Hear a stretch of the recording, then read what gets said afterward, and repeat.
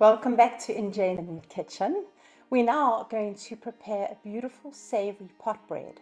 And the dynamic of this bread was because during COVID, everybody needed to bake. So bread was a huge thing. And this recipe is in fact from a dear friend of mine, but I've twisted it up a little bit in terms of making a savoury bread. Always served beautiful on its own with beautiful butter or good apricot jam, or most importantly with a bowl of beautiful homemade soup.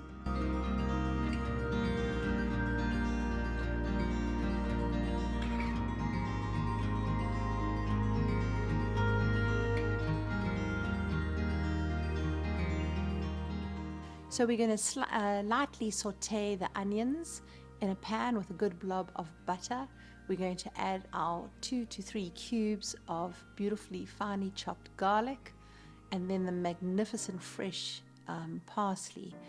And you're going to slightly saute this so it's glossy in color. Do not let it burn, very important. And garlic can burn really, really easily, so go slowly and gently.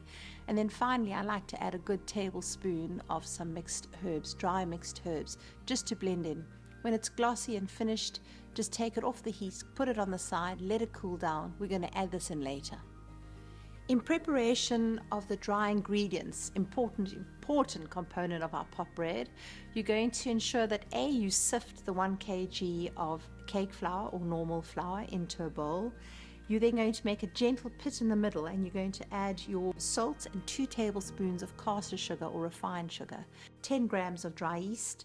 And once all the dry ingredients is together, is to gently work the flour through your fingertips, just enabling the yeast to be blended and to work its way through the flour before you add the water. It's unbelievably therapeutic and you will enjoy it. And now we're at a point where we're going to add the water, 500 mils of water. And here again, you're going to do it gently, not hastily, because you're going to need to fold the flour in and allow the gluten process to start and the dough to form. This needs a lot of kneading, and it certainly is a process that takes a minimum of 5 minutes. Slowly folding the flour in, then slowly kneading the dough. And then finally, when you get to that point of completion, you're going to layer on top of this the beautiful savory mixture that we created of onion, garlic, fresh parsley and herbs. And here again, we're going to work it into the dough until you've got a perfectly formed ball of dough. Don't be alarmed, because obviously you've got the butter and the oil, and you're working this into the dough. That's all okay. So you form a gentle ball, add additional bit of flour at the bottom of your pot, of your bowl, should I say. Take the dough, place the ball back into the bowl that you're using, and you need to cover it with a slightly damp cloth, and you leave it for an hour to rise.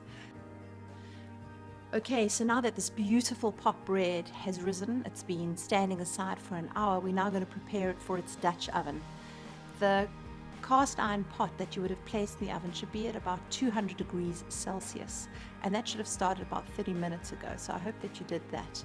We are going to now take the dough. We're going to put a bit of flour down on a board or a tray. We're going to take the dough out the bowl, and you can either just gently roll the ball around just so that it's all covered in flour, or as you can see, I'm going to take a few pieces of string so I can create a pattern and a design for my bread.